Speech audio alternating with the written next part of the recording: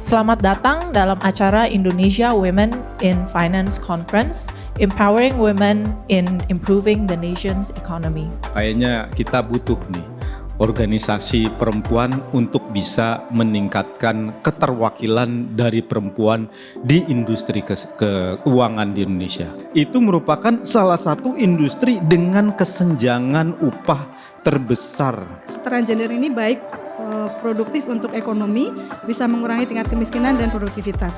Jalan-jalan ke Pantai Senggigi dan Kuta, lalu ke Hotel Le Méridien naik Air Asia. Dengan sinergi dan kolaborasi kita semua, kita majukan perempuan demi kesejahteraan Indonesia. Indonesia dalam hal ini masih memiliki pekerjaan rumah terkait gender yang perlu kita kerjakan bersama-sama. If you educate a man, you educate individual. But if you educate women, you educate a generation.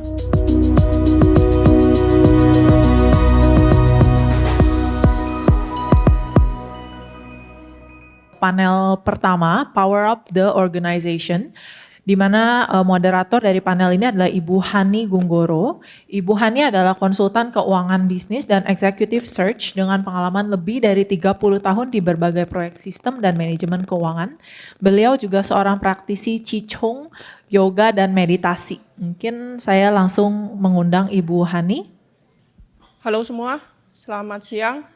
Kita akan mulai panel kita. Oke. Pertama, saya ingin memperkenalkan dulu Bu Melissa. Melissa sekolah aktuaria dan MBA di Finance dan Strategi dari Nanyang Technology School Singapura. Oke. CFO Bank Fama Internasional sekarang, dan sebelumnya beliau CFO di Bank Oye dan pernah di DBS Bank 4-5 tahun serta beberapa assignment di Singapura dengan JP Morgan dan Citibank. Selain karier profesionalnya, Melissa juga volunteer di CFA, beliau adalah salah satu Board of Director CFA Society Indonesia, dan beliau juga Director di Global Association of Risk Professional, GRP Indonesia. Tepuk tangan untuk Bu Melissa. Nah, yang kedua Bu Emma. Bu Emma sekarang adalah Direktur Keuangan Pertamina. Sebelumnya beliau pernah ada di Direktur Telkomsel ya Bu ya, 2019 dan selama 10 tahun menjadi Direktur Utama Sarana Multi Infrastruktur dan menjadi komisaris juga di Trans-Pacific Petrochemical selama 5 tahun dan juga pernah di BPPN selama 6 tahun. Dan selain karier profesionalnya, Bu Emma juga menjadi Ketua Bidang 4 Komunikasi dan Kerjasama Srikandi BUMN dan menjadi Ketua Pertiwi Pertamina. Beliau adalah lulusan ITB, Technical Information, serta Harvard Kennedy Executive School. Bu Emma ada titip pesan, kenapa beliau ingin berpartisipasi baik di Srikandi BUMN, karena dia berharap perempuan bisa berkontribusi lebih, memberikan yang terbaik bagi keluarga, bangsa, dan negara. Mulai dari domestik hingga global. Wow, keren Bu. Oke. Tepuk tangan buat Bu Emma dulu. Terakhir Bu Margi. Bu Margi sendiri sekolah lulusan ekonomi Katolik Widya Mandala, Surabaya ya Bu ya. Surabaya, dan juga pernah sekolah sarjana hukum, Esa Unggul. Beliau sendiri udah 30 tahun di dunia konsultan, pernah di Arthur Andersen, Ernst Young, dan di PwC dari 2015. Di Pricewaterhouse, beliau memiliki 2 jabatan yang penting. Beliau adalah leader dari inclusion dan diversity. Nanti kita ngobrol sebentar apa itu. Dan menjadi leader di financial service and tax. Oke, tepuk tangan buat Bu Margi. Thank you semua, kita akan mulai kita panel kali ini dan saya ada beberapa topik yang saya ingin tanyakan. Jangan tegang Mel. Pertanyaan pertama untuk semuanya, saya minta izin, saya ada catatan Q-Note, jadi kadang saya akan pinjam contekan. Untuk Bu Melissa, untuk Bu Emma, Bu Margi. Sebenarnya dalam perjalanan karier kita bicara topik pertama adalah judulnya Power Up in Corporation. Jadi topik kita spesifik bagaimana kita wanita bisa meniti karier dan mencapai puncaknya dalam hal pekerjaan. Tapi namun tidak hanya berlaku buat teman-teman yang bekerja ya, self professional, consultant itu juga bisa mengambil ilmunya gitu. Oke. Jadi pertanyaannya adalah apa yang membuat apa yang ibu-ibu miliki yang membuat ibu tuh ada di posisi sekarang hari ini. Dan dalam perjalanan karir selama 30 tahun atau 25 tahun pasti mengalami tantangan kan, termasuk mungkin gender inequality gitu. So, apa key success factor dari ibu semua? Siapa dulu yang mau mulai? Oke, izin mengawali nih Mbak Hani, izin Mbak Melisa, Mbak Magi ya. Barangkali mungkin saya ambil contoh barangkali apa yang terjadi di Pertamina. Bagaimana Pertamina itu sebagai oil and gas company yang dalam persepsi kita ini adalah male dominated sector.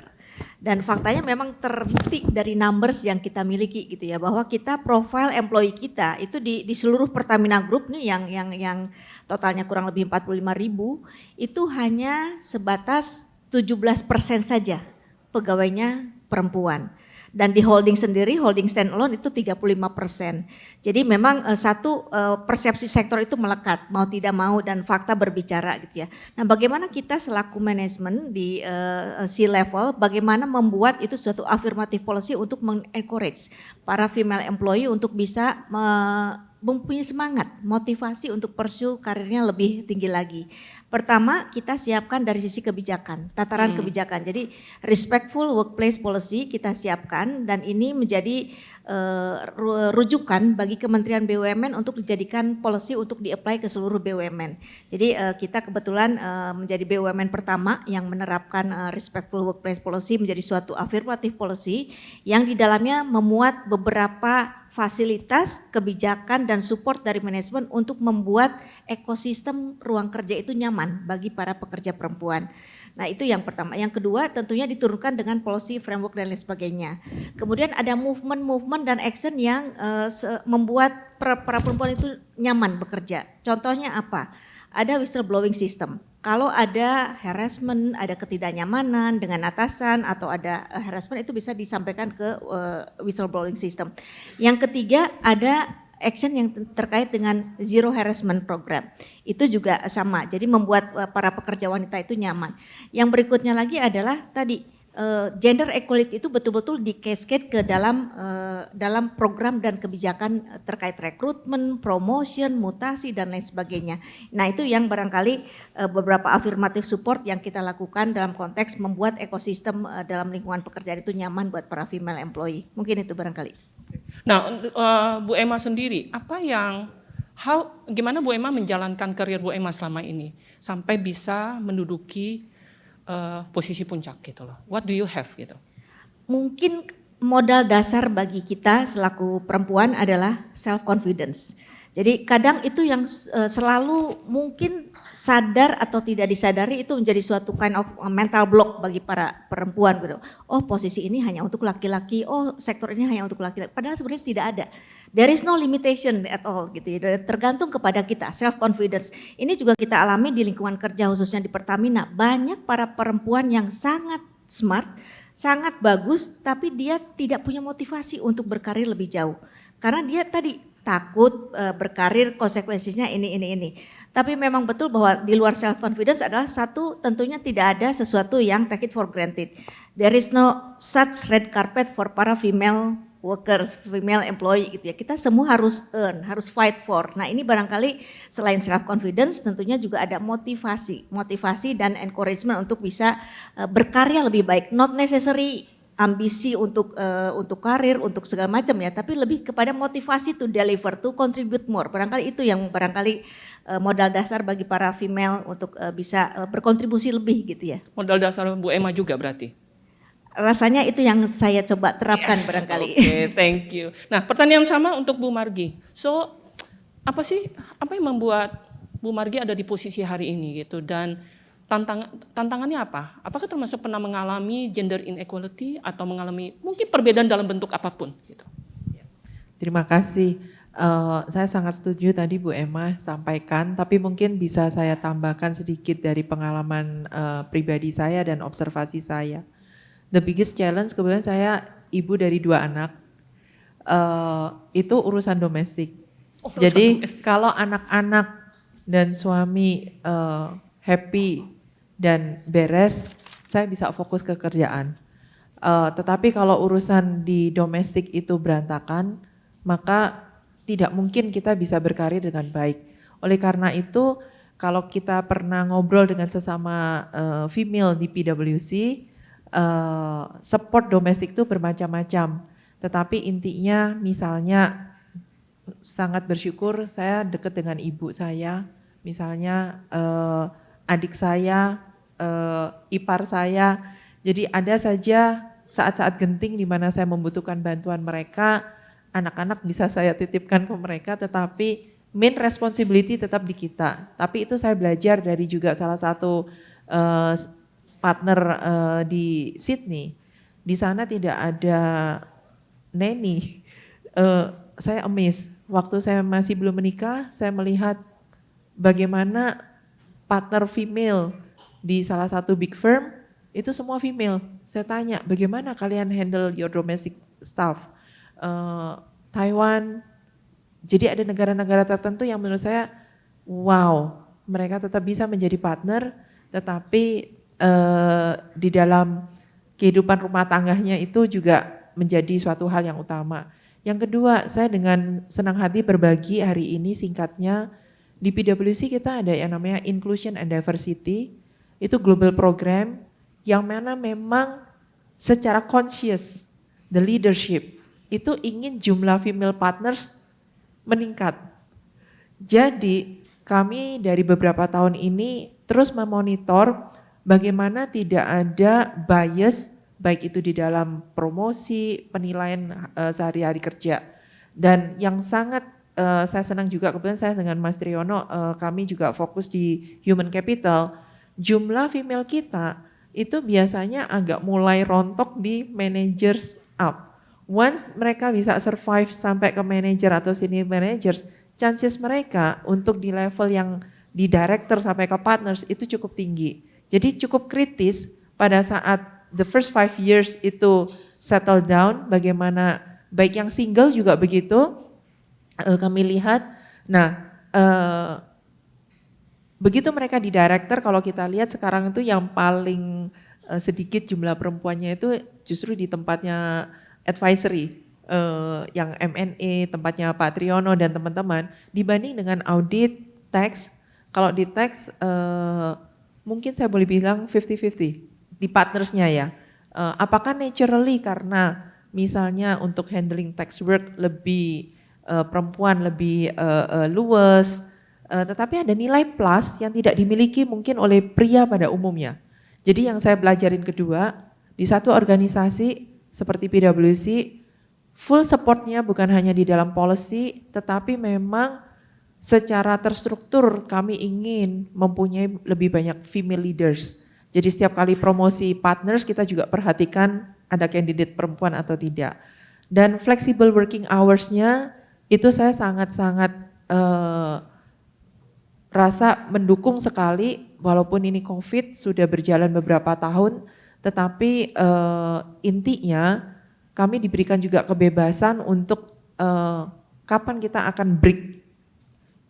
Dalam satu hari itu terserah kamu mau istirahat jam berapa, tetapi yang penting deliver client service. Dan dengan misi PwC yaitu as a trusted advisor, so building trust in the society, itu keywordnya, building trust in the society and solve important problems. Saya rasa itu menjadi suatu hal yang inspiring untuk perempuan juga berkontribusi di masyarakat, tidak hanya dianggap seperti yang mengurusi hal-hal yang remeh-temeh. Terima kasih.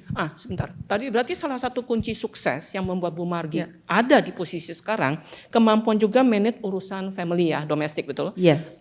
Ada hal lain nggak yang can make you successful today? Kalau tadi Bu Emma kan bilang confidence gitu ya, mampu memotivasi. How about you? Itu juga penting, Hani, sama menurut saya yang paling penting juga, saya selalu juga ingin menjadi yang terbaik. Terbaik itu dalam arti tidak selalu kita perlu membandingkan dengan orang lain ya, tetapi terbaik untuk diri kita sendiri. Misalnya hal yang paling simpel Hani, saya local graduate bahasa Inggris saya 20-30 tahun yang lalu banyak sekali yang mengatakan bahwa wah itu kayaknya nggak ada orang yang mungkin mau kerja sama Marji begitu. Tetapi ada satu expat yang observe setiap hari pada saat kita review surat, saya diskusi, saya ingin lebih baik. Saya nggak ingin cuma dikasih review, balik saya ketik lagi. Saya bahas, saya bilang ini bukan yang ingin saya sampaikan. The meaning is not this. Yuk kita bahas lagi. Jadi maksud saya kalau kita termotivasi menjadi yang terbaik, saya yakin apapun yang talenta ya yang Tuhan berikan kepada kita itu sebetulnya bisa kita kembangkan ke level yang tidak pernah kita bayangkan. Saya juga nggak pernah kebayang kok saya bisa jadi apa yang saya hari ini. Tapi harus motivasinya menjadi terbaik. Oke. Nah, sebelum saya mau bertanya, Melisa dulu. Gimana Mel? Oke, ini thank you pertanyaannya. Jadi ini mungkin saya summarize juga nih ya, saya sangat setuju. Mungkin saya pengen berbagi beberapa statistik lah ya. Jadi kalau pernah dengar fenomena piramid ya. Fenomena piramid. Fenomena piramid. Jadi partisipasi wanita di level junior level itu actually lumayan lah gitu ya. Di Indonesia tadi banyak statistik yang udah diutarakan ya, itu sangat menggembirakan. S&P 500 ya itu 47% di bottom of the pyramid. Makin naik, makin mengerucut, makanya jadinya piramid gitu ya. Ketika dia udah masuk ke managerial level, C-level, dari 47% ya di perusahaan S&P 500 itu menjadi 39%. Lumayan mengerucut ya. Ketika dikerucutin lagi ke female CEO ya, itu menjadi berapa persen? Less than 10%, 5%, right? Jadi itu suatu hal yang kenapa sih gitu kan, banyak sekali research yang try to analyze kenapa bisa ada fenomena piramid ini bukan di Indonesia, ini di US ya, negara yang sangat develop. Nah, mungkin kalau saya bisa bagi beberapa teori, ada nggak sih gender bias, right? Ada nggak sih disparity atau gender inequality?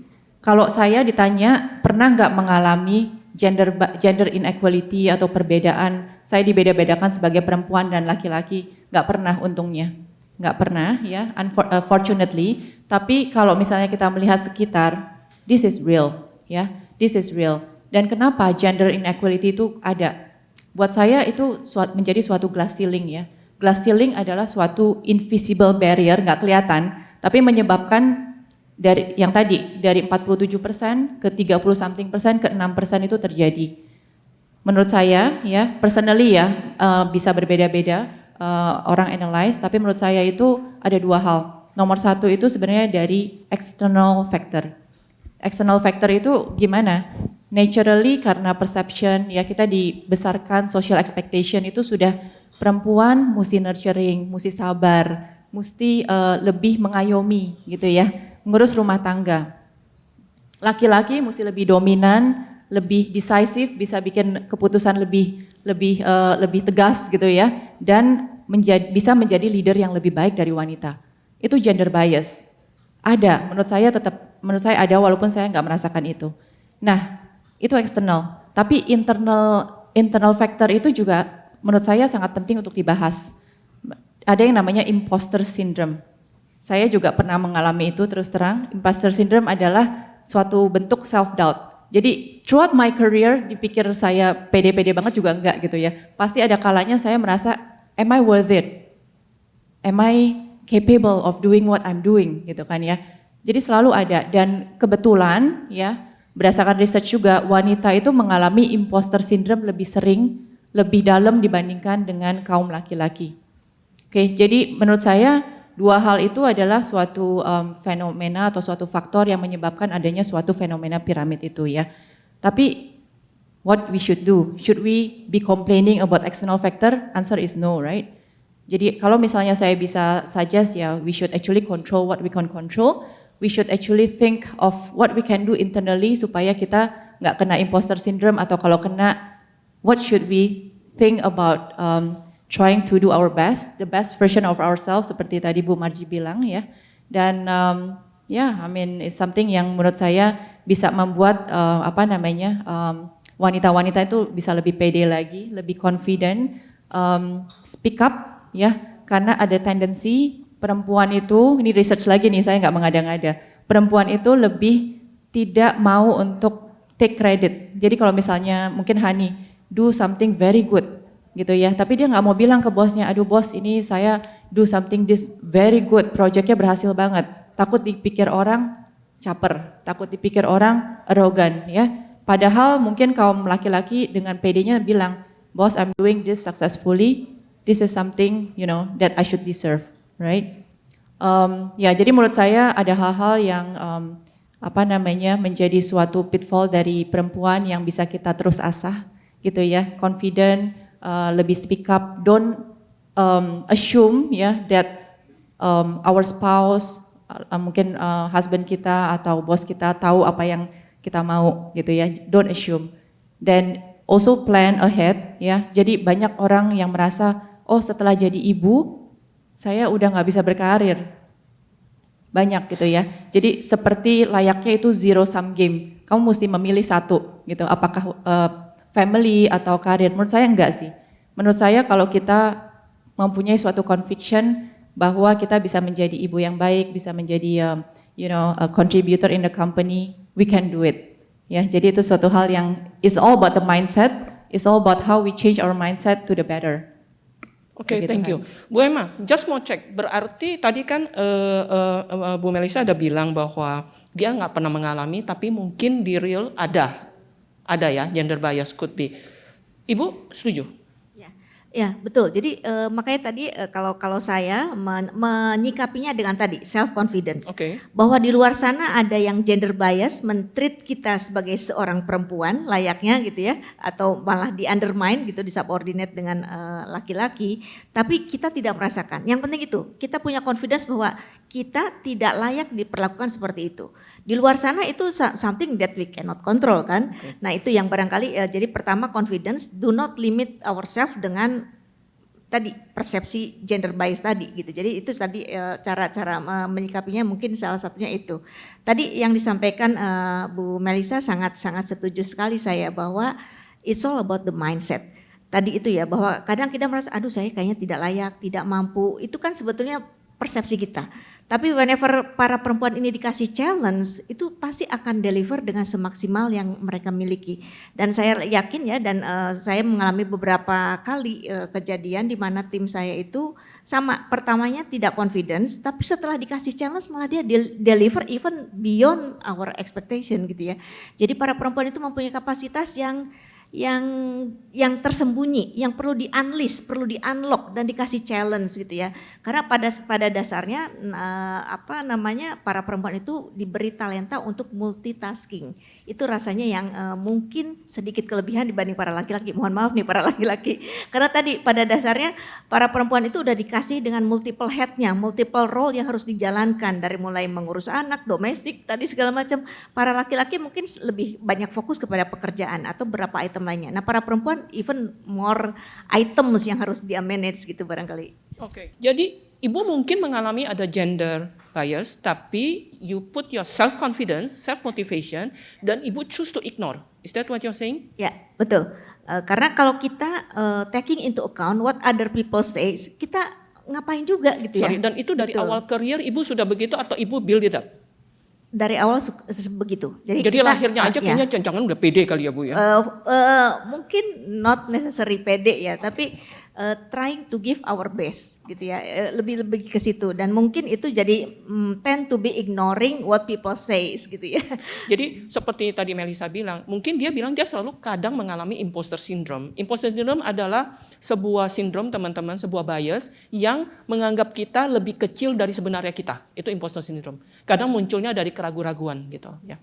Nah kalau Melisa bilang dia juga mengaku gitu, dia tidak selalu confident tapi along the way dia belajar, right gitu loh. Jadi jika teman-teman di sini ada perasaan, gue bisa nggak ya, itu wajar gitu. Tinggal bagaimana seperti yang Bu Emma bilang, cuek aja, build your confidence gitu. How about you, Bu Meggy? Ya saya setuju dengan Ibu Emma. Kalau saya ngelihat di lingkungan PwC misalnya khususnya, kita tidak membedakan antara pria dan wanita, tetapi kita meng-acknowledge contoh. Pada saat melahirkan maternity leave, seseorang mempunyai target KPI di level manager, produce berapa jam untuk serving klien. Nah itu yang 3 bulan dia maternity leave, ya kita tidak hitung. Karena dia pada dasarnya tidak bisa bekerja. Contoh lagi yang kita lihat bahwa seharusnya tidak ada kesenjangan kita beda-bedakan, tetapi kita malah sportif untuk perempuan, termasuk boleh ambil part time. Of course nggak semua orang langsung kita bisa setujuin ya, tetapi kalau kita lihat memang potensinya ini dia sangat baik, tetapi memang dia butuh, bahkan my own team, saya nggak sadar, ini sudah 8 tahun, 10 tahun dia part time, baru berapa bulan lalu dia mengatakan bahwa I'm ready full time again. Anak-anaknya udah mulai masuk ke uni, saya senangnya luar biasa, tapi itu ingin menunjukkan bahwa memang menurut saya, Han, ada role yang memang perempuan tidak akan bisa lakukan atau memang mungkin bisa dilakukan tetapi kadarnya agak berbeda. Barangkali mungkin ya Bu Emma, saya awam, kalau di engineering world atau di construction misalnya, certain very physical, very man itu menurut saya ini ya. Tapi kalau kita topiknya finance, menurut saya barangkali ya sebetulnya itu kan bicara masalah analisa, bicara masalah kalau soft skillnya, ya kan hal-hal mengenai leadership. Saya rasa harusnya tidak perlu kita khawatir, perempuan seharusnya kita bisa lah melakukan hal yang bisa dilakukan oleh pria. Mungkin kalau saya boleh katakan, saya amazed waktu lihat Mas Triyono dulu sebelum gabung sama PwC. Wah, valuation, analisa keuangan ini itu. Sebenarnya berarti apa? He is so smart, for example. Nah, pertanyaannya sekarang perempuan, do we want to really invest waktu gitu ya untuk baca, belajar dan edukasi tadi untuk yang larger group termasuk anak-anak kita di komunitas kita, itu kita terus tularkan bahwa semangat belajar kita itu jauh lebih tinggi dari yang pria. Nah itu saya rasa mungkin setuju nggak teman-teman bahwa wanita semangat belajarnya lebih tinggi? Setuju ya? Kalau setuju angkat tangan, teman-teman. Setuju? Oh oke. Nah, ini saya cuma memperkenalkan, mungkin ada tamu-tamu publik. Pak Triyono ini adalah partner di PwC dan salah satu board of director. Ya, mungkin Bapak bisa lambaikan tangan tuh. Dia tadi disinggung-singgung terus. Jadi Mel, berarti statistik menarik, dia bilang berarti 47% di level bawah, jadi saya bayangin kalau kita semua lulus kuliah berarti yang ngelamar pasti masih normal, semua pria wanita ngelamar, betul? Tung daftar gitu ya, kerja 3-4 tahun, 5 tahun, mulai manajer, mulai turun. Habis itu lebih turun lagi. Jadi mungkin aja benar ada gender bias, mungkin juga tidak ada, tapi bisa juga karena persepsinya, wanitanya sendiri, apapun alasannya memilih tidak mau terus naik. Is that my understanding correct dari? Partially yes ya. Tapi mungkin ini saya merefleksikan juga dengan experience saya. Mungkin persepsi itu udah berhasil di get rid of. Okay, I'm very confident. Tapi believe it or not, saya setuju banget dengan Bu Marji bahwa motherhood is not easy. Jadi mungkin saya dulu orangnya, waduh kalau tingkat ambisiusnya dulu di sini, sekarang di sini kali ya. Jadi saya dulu I know what I want in career, benar-benar ngambil CFA, ngambil FRM, waduh udah kayak benar-benar kayak nggak ada istirahatnya. Tapi by the time I have my first one, itu saya merasa kayak ada mommy's guilt gitu ya. Dimana saya benar-benar di kantor very hardworking gitu ya. I know what I want, I know my direction. Tapi ketika anak saya itu kan banyak kegiatan sekolah ya, banyak ujian, banyak apa. Saya sampai mikir, am I a good mom? Am I selfish by working so hard in the office? Meniti karir gitu ya. Dan ada beberapa event-event anak juga mungkin kalau yang very important saya harus ada.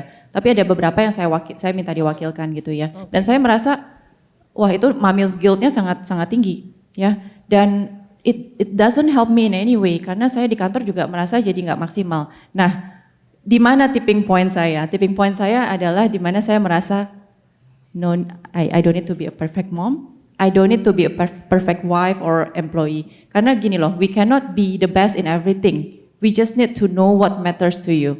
Ya, jadi the moment I let go of perfection, the perfection trap ini, saya merasa lebih plong lah, lebih benar-benar, okay, what I want is this, dan my kids sekarang udah 2 juga merasa, oh mami is always there for me, tapi nggak mesti 24 jam di samping saya gitu. While I'm actually happy doing my work, di rumah juga jadi lebih bahagia. It's a win-win, I think. Oke, Yeah. thank you. Tadi ngangguk-ngangguk aja Bu Margi setuju ya? Oh, setuju, Bu Emma juga setuju. Oke, ya, thank you untuk pertanyaannya. Halo, selamat siang. Saya Fatia dari Wardana & Co. Sebenarnya basically this is a very interesting conference karena a very leaders of women in finance dalam satu tempat gitu ya. So appreciate that. Dan mungkin saya sebagai salah satu profesional juga, I think sama seperti Bu Melisa, sama seperti Bu Emma, sama juga seperti Bu Marji, I never actually experience adanya dikecilkan karena perempuan. If anything, malahan sebelum ini saya sempat bekerja di SOI juga Bu Emma, malah di-empower. Kita sebagai women, we are challenged, we are empowered to come to the very top gitu. Tapi sama seperti Bu Marji bilang, sebagai seorang perempuan gitu ya, challenge terbesarnya sebenarnya adalah external factors, which is family. Kita itu memang fitrahnya adalah kita harus punya double and multiple roles gitu. Saya sebagai ibu hampir anak 2 gitu karena lagi hamil. Jadi one of I think the questions adalah bahwa kalau misalnya di masing-masing organisasinya ibu-ibu ini, I think one of the yang paling penting adalah punya support system. Jadi yang sudah di atas ini sharing gitu, gimana melewati challenges sebagai ibu, sebagai wife dan lain sebagainya di respective organization itu. Saat ini ada nggak ya Bu seperti sharing session itu gitu di Sebagai apa? Punya apa? Sharing session, jadi lebih ke how do you reach the top without compromising domestic dan lain sebagainya. Oke, thank you. Ya, Mungkin saya bisa ikut acara CFA Bu. In the Women in Finance, kita akan ngadain topik itu. So thank you for the. Jadi pertanyaannya adalah ingin get sharing session, bagaimana ke masing-masing speaker handle the challenge, terutama yang family kan tadi itu masalah. Is that what you're saying? Jadi lebih karena biasanya gender equality itu nggak hanya tentang compensation. Okay. It's also about bringing the balance into life gitu kan. Thank you. Di di ibu-ibu di sini yang paling penting juga adalah tadi sharing session. Seperti apa sih tadi Bu Melisa juga cerita, you don't need to be perfect in any sektor gitu misalnya. Tapi ada nggak sih sesuatu yang dilakukan misalnya di PwC atau di Pertamina atau mungkin sekarang di Bank Fama? What do you do to actually encourage women in that respect? Okay, thank you. Sedikit aja tips barangkali, kalau saya merasa memang organisasi atau perusahaan itu membantu ya, tetapi sebetulnya semuanya kembali ke diri kita juga. Maksud saya begini, nomor 1 keluarga, itu saya yakin sekali. Jadi misalnya anak-anak tuh ada PR, ini contoh praktikal aja begitu, ada PR. Saya cari tahu, kamu dikasih tahu gurunya tugas tuh hari apa, kebetulan yang anak pertama itu setiap hari Senin, PR hari itu semua 1 minggu diberitahunya hari Senin. Ya sudah, hari Senin I committed to go home, 5 o'clock saya tinggal. Saya di rumah sama anak-anak mungkin baru nyampe jam 6, dari jam 7 sampai jam 8, jam 9 sama mereka, setelah mereka tidur saya kerja lagi. Tapi maksudnya begini, beres dulu mereka, yang lain masih saya bisa work around, I will work around gitu. Bahkan pada masa-masa tertentu hamil misalnya menyusui, I know it's very challenging, ya udah sebelum berangkat ke kantor begitu, breastfeed, we have to do it gitu. Bangun lebih awal, ya itu kalau saya flashback, semuanya kalau dilakukan dengan sukacita, bahwa anak-anak itu dititipkan Tuhan ke kita, itu semuanya kita kerjakan dengan luar biasa baik begitu. Yang terakhir barangkali yang saya pingin sharing, curhat itu memang perlu. Saya merasa ya jadi ibu pertama itu waduh ya, tapi lihat ada teman yang nyantai begitu. Iya loh, terus saya jadi wah gitu. Nah terus kemanapun saya meeting, conference, saya bawa rombongan saya nggak pernah merasa malu. Saya cuma bilang apa, rombongan sirkusku ikut ya, begitu. Break time, saya sempatin ketemu mereka breastfeed. Ada kesempatan training yang bagus waktu itu di assign ke Belanda, saya secara sadar saya putuskan saya nggak mau ambil karena saya breastfeed. Will this impact my career in the future? No, ya udah saya nggak ambil.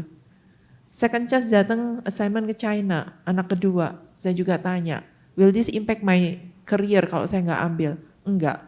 Jadi kembali lagi saya yakin kalau kita benar-benar put priority to our family dengan baik dan pekerjaan kita selesaikan, work around the time, semuanya bisa, semoga.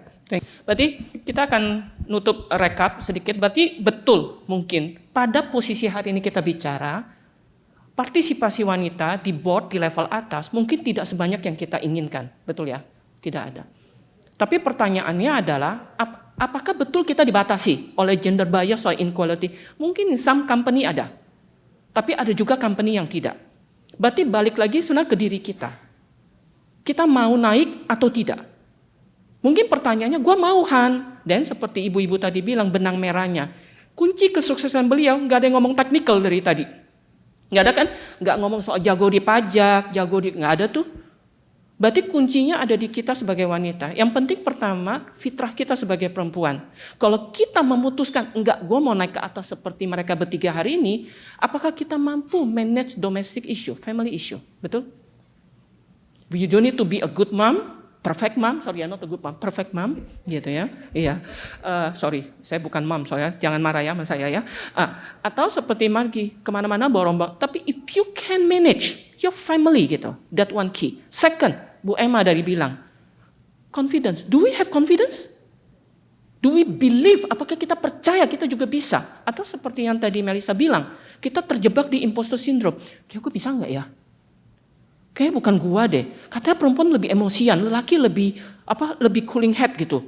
Padahal kadang terbalik sih ya. Saya juga ketemu, betul ya. Ada perempuan yang cold blooded banget, ada men yang sangat emosional gitu. Jadi ternyata putusannya ada di tangan teman-teman semua. You make decision. Dan lakukan yang terbaik. Manage confident diri sendiri. Dan seperti Melissa bilang, fokus kepada apa yang kita bisa lakukan, bukan ngeributin si company itu si A dan si B gitu. Itu benang merahnya dari pembicaraan kita hari ini. Oke, so thank you. Sebenarnya saya pengen ngelanjutin, tapi itu Naila kayaknya udah mulai siap-siap badannya. Jadi kita akan masuk ke panel kedua. Saya pengen minta tolong Bu Emma tutup, you start, tutup. Pesan-pesan terakhir untuk para wanita di sini yang ingin mungkin ya power up in the organization. Oke, mungkin satu kata aja barangkali keep on learning. Karena tanpa belajar kita tidak bisa apa-apa dan kita bukan siapa-siapa. Kasih. Oh, thank you so much. Oke. Thank you.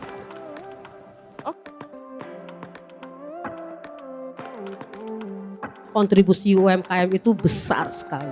Sekitar 60% UMKM dikelola oleh perempuan. Pada saat kita udah punya uang, maka kita punya pilihan.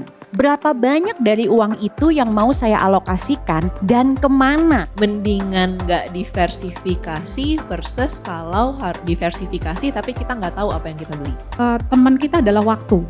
Jadi semakin panjang waktu, uang itu akan compounded, kitanya menjadi lebih baik. Financial independence itu adalah tidak menjadikan orang tua kita dana darurat, tidak menjadikan anak kita kelak dana pensiun, dan tidak menjadikan teman kita pay later.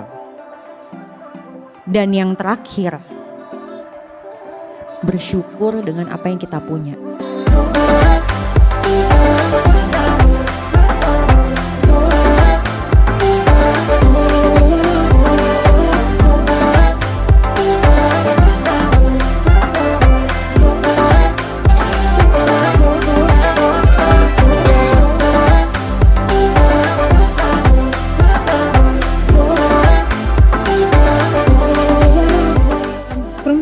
multi talenta. Perempuan juga menjadi guru buat anak-anaknya. Kalau kita happy, keluarga kita happy, tentunya karir kita juga akan lebih meningkat. Terus belajar, kita nggak mungkin kalah sama yang lain. Semuanya itu berangkat dari saya bisa, maka semuanya memungkinkan. Kita nggak pernah tahu hal baik apa yang kita bisa dapat dengan berani mengambil opportunity itu. Conquer yourself and invest in yourself. Tingkatkan literasi keuangan di daerah-daerah itu, tingkat literasi dan inklusi keuangan untuk perempuan itu masih cukup rendah. Semoga dari perempuan desa ekonomi kita bisa jadi lebih kuat. Women support women. Women help women. We're here to fix each other's crown. We're all our queens. Environment movement sangat berarti buat wanita-wanita Indonesia. Acara ini menunjukkan perempuan menjadi penggerak dalam keuangan. Hebat untuk CFA-nya. Sukses selalu untuk CFA Indonesia. Sukses selalu buat para female leaders.